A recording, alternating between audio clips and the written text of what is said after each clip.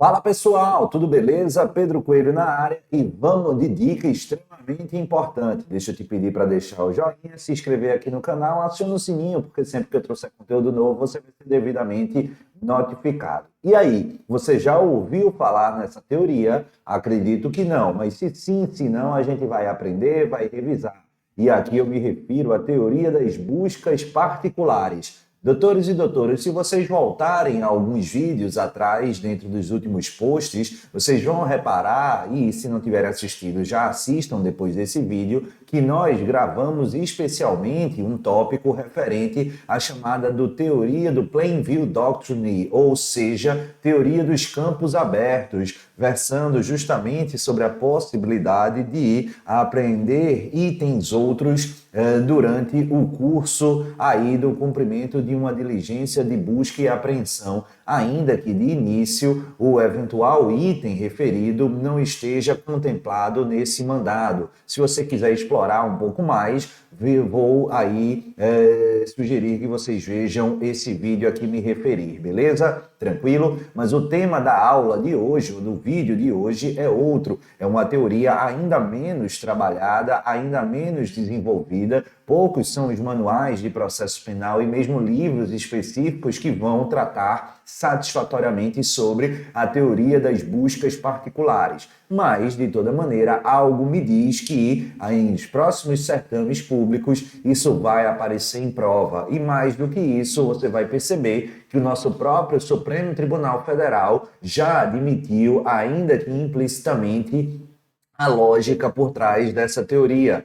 Vamos dar a César o que é de César. Onde é que eu busquei estudar um pouco mais sobre essa teoria? Foi justamente em um trecho da obra do doutrinador, da tese de doutorado do professor Guilherme Madeira Desen, um grande amigo e professor a quem a gente admira bastante. Sem mais delongas, o que danado é esta teoria das buscas particulares? Pessoal, presta atenção que é uma teoria bastante interessante e parte da seguinte lógica. A lógica de que, para que a gente tenha aí a ideia de busca pessoal ou busca e apreensão, notadamente a busca pessoal, a gente parte da noção de privacidade, de intimidade. Mas que, para que eu tenha, de fato, uma legítima expectativa quanto à privacidade, eu preciso analisar, no caso concreto, a partir de duas lógicas ou duas expectativas. A expectativa de intimidade e privacidade de caráter subjetivo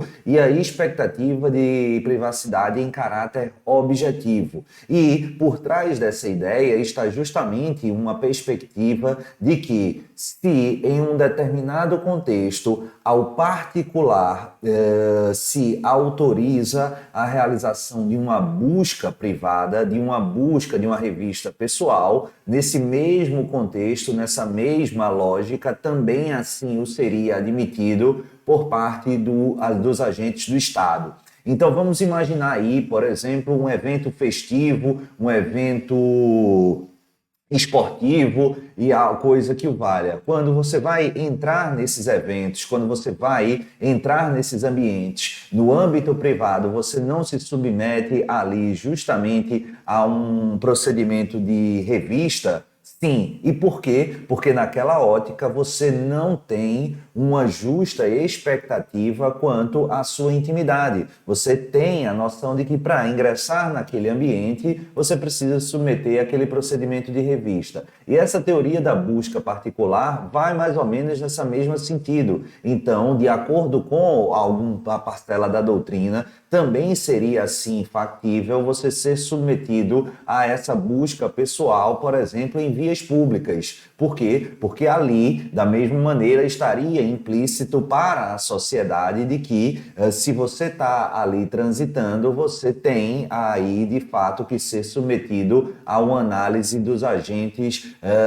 de segurança pública. E essa teoria ela vai ter braço ou ter berço justamente num precedente importantíssimo do final da década de 60 do século passado, em 1967, na Suprema Corte norte-americana, justamente num precedente envolvendo Katz versus Estados Unidos. E ali se estabeleceu a seguinte ideia. Esse camarada, esse Katz, ele estava sendo investigado pelo FBI por suspeita de prática de apostas ilegais. E essas apostas, curiosamente, eram realizadas não por um telefone particular, mas sim por um telefone público, um orelhão, algo que o valha ali naquelas cabines públicas que cada vez mais são raras, mas vocês, acredito eu, sabem do que se trata. E aí, nessa ocasião, o FBI, já investigando esse camarada, o Katz, eles verificam ali e, sem autorização judicial, eles passam a colocar um dispositivo para monitorar as ligações estabelecidas por aquele telefone público e o que serviu de lastro, serviu de base para a sua condenação. E aí o Katz levou o caso até a Suprema Corte, sustentando que aquela decisão condenatória ela estava em confronto, violando a Quarta Emenda Constitucional norte-americana. E o que é que disse a Suprema Corte? Vamos lá. De fato, a gente tem uma questão aí envolvendo a intimidade do agente. Mas para que a gente entenda e verifique se a intimidade foi violada correta ou inadequadamente, a gente vai precisar partir, à luz dessa teoria das buscas particulares, justamente de dois parâmetros ou de dois questionamentos a fim de aferir e inferir eventual existência ou não das expectativas objetiva e subjetiva em relação aqui a essa intimidade. A primeira pergunta é justamente o indivíduo investigado, acusado, ele acredita ou acreditava de fato gozar de privacidade naquela situação? Então, se a resposta for negativa, se da perspectiva subjetiva não tiver lastro para sustentarmos aqui a expectativa de privacidade, a gente já sabe que a busca realizada pelo Estado será absolutamente lícita, absolutamente legal. Mas, ainda que a resposta seja positiva, eu preciso complementar com uma outra pergunta. A expectativa objetiva da privacidade, ou seja, a sociedade entende como legítima essa expectativa de privacidade nesse dado contexto, e aí se a resposta for negativa, a gente, claro, vai ter a legitimidade dessa intervenção estatal, beleza? Tranquilo? Quando eu digo aqui que o Supremo Tribunal Federal adotou, ainda que implicitamente, os parâmetros apresentados nesse teste de privacidade proveniente desse precedente norte-americano Katz versus Estados Unidos, eu me refiro, doutores e doutoras, à ordem de habeas corpus 103.425 proveniente lá do Amazonas, em que a ministra relatora Rosa Weber, hoje já aposentada, ela apresentou e analisou o seguinte caso. Um rapaz, ele estava sendo acusado de um crime militar e teria, de acordo com a acusação, se valido de um computador aí não público, mas um computador de particular daquelas cabines, daquelas lan houses, tá? E aí ele utilizou esse computador de uma lan house para difundir mensagens que deram lastros à sua incriminação. E a partir daí, os investigadores, vejam só, eles foram até essa lan house e, autorizados pelo proprietário, tiveram acesso a esse computador e, sem ordem judicial, verificaram tudo e extraíram ali uma série de provas que contribuíram para a condenação do rapaz. E aí o caso chegou até o Supremo Tribunal Federal e eu vou ler rapidamente um trecho do voto da ministra Rosa Weber.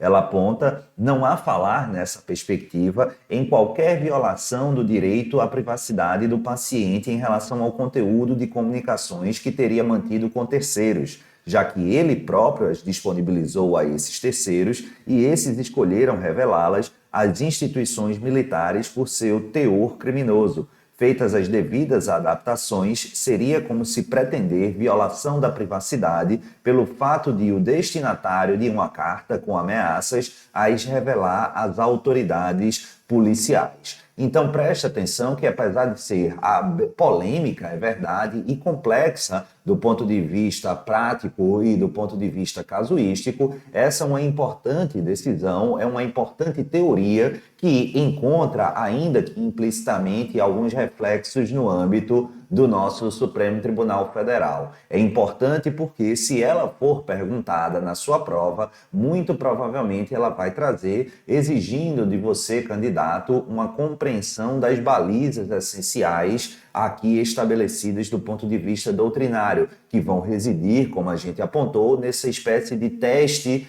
de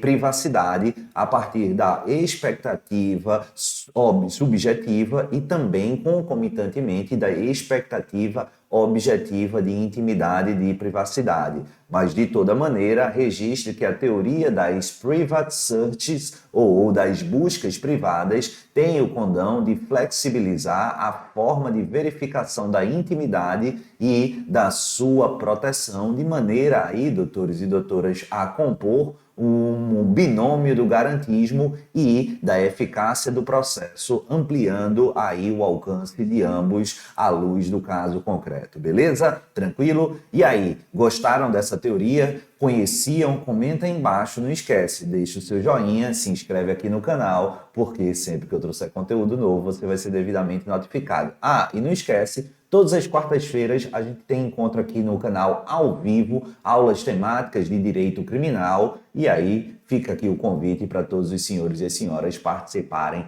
dessas nossas lives, beleza? Todas as quartas-feiras, estudos criminais, a partir das 20h30, vocês vão ser muito bem-vindos. Um beijo no coração de todos, fiquem com o Papai do Céu e, claro, até a próxima. Tchau!